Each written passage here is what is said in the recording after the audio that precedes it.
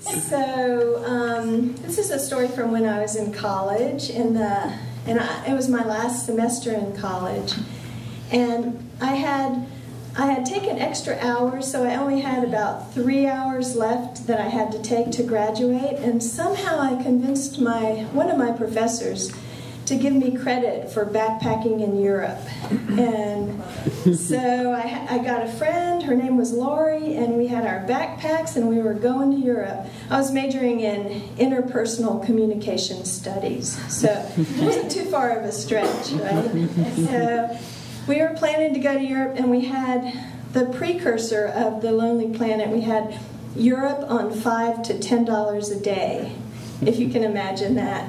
And that was our plan. We had no money, and we were planning to hitchhike, and my dad, at the last minute, he gave me a Eurail pass, and her parents gave her a Eurail pass too, and that was kind of, so he could feel like we were, you know, that one step closer to being safe while we were backpacking through Europe. And so we stayed at youth hostels. Pre-internet, you didn't email ahead and make a reservation. You didn't call ahead because that was way too expensive. You didn't write a letter because that would take weeks. And so you just show up, and you know, hopefully they're still open, and hopefully there's a place for you. And they provide breakfast, so that, you know, that part was done. Dinner was a bottle of wine and a loaf of bread and cheese and maybe an apple or something. So it really was possible. Europe on $5 to $10 a day.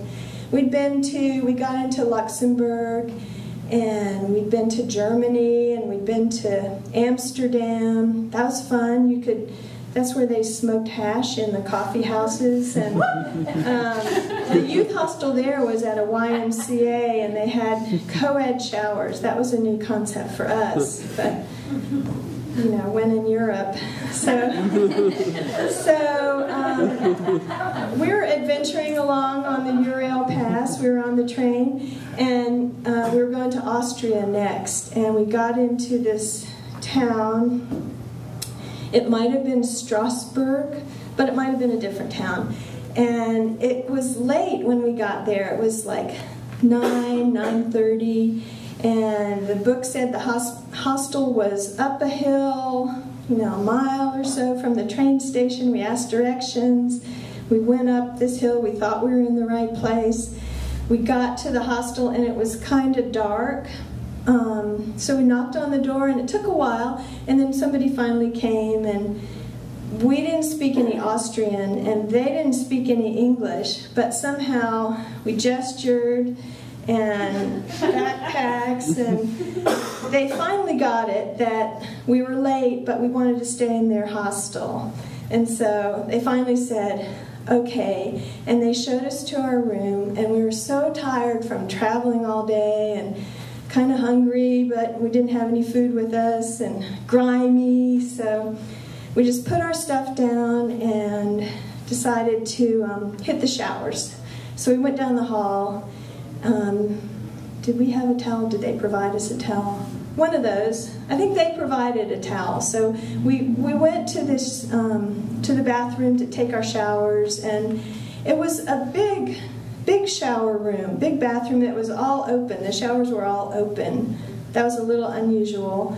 And then one wall had all mirrors on it and sinks where you would, you know, do your sink and mirror stuff. And the other wall had showers. And so we were taking our showers, and then this guy walks in. He looked a little younger than us, and he had his towel, and he had his little soap dish. It was cute. And he looked at us, and he looked a little surprised, but not too surprised. And he left. We didn't know what that was about. And then, like a few minutes later, he comes back in with his towel and his little soap dish, and so he starts, you know, he turns the shower on, and he starts taking his shower, and then like a minute later, another guy comes in with his little towel and his little soap dish, and puts, you know, he hangs his towel up, and he starts taking a shower, and then pretty soon they're like, it seemed like couple dozen guys in there. It probably wasn't. It was probably just 10 or so. And we were all taking our showers, and we thought, well, this is so progressive of Austria, of all places, to have co-ed showers also. And we were, they didn't really speak any English, and we didn't speak their language, but you know, it's the language of showers. So we were washing each other's back, dropping the soap, picking it up. It got really steamy. The mirrors got totally steamed up. And it was a long shower. And they took long showers too, as it turned out in Austria. Who knew, right? So finally we were all just getting too wrinkled, and I think that the hot water was starting to give out. So we turned our showers off and we dried up, and I think we kind of helped each other dry a little bit, neighborly, friendly, and went back to our rooms, and they went back to their rooms, and that was that for the evening, pretty much. And then in the morning, Lori and I got up, and we were starving at that point, so we went downstairs and we were asking about breakfast. Where's breakfast? And at that point, there was somebody at the desk who spoke English, and he said, oh, we can't provide breakfast. Oh, we were so disappointed. No breakfast? Well, we got breakfast at all the other hostels, and he said, hostel? Yeah, we got breakfast at all the other hostels. They always provide that. And he said, oh, this is not a hostel. This is a private boys' high school. So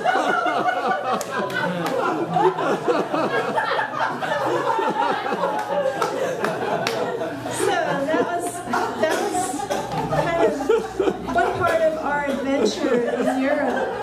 And it was one part that I never told my dad about.